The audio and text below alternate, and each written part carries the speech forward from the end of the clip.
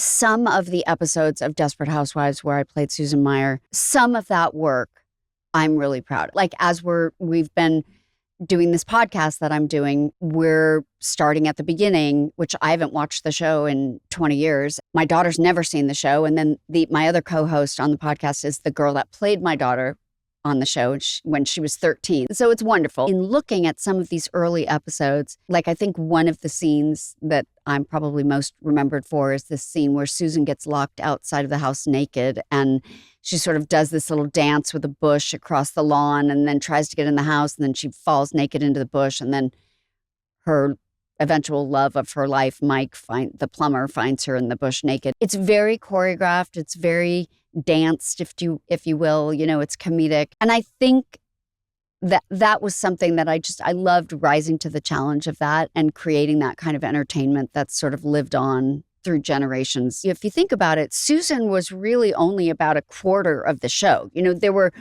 4 other characters or 3 other characters that had major storylines.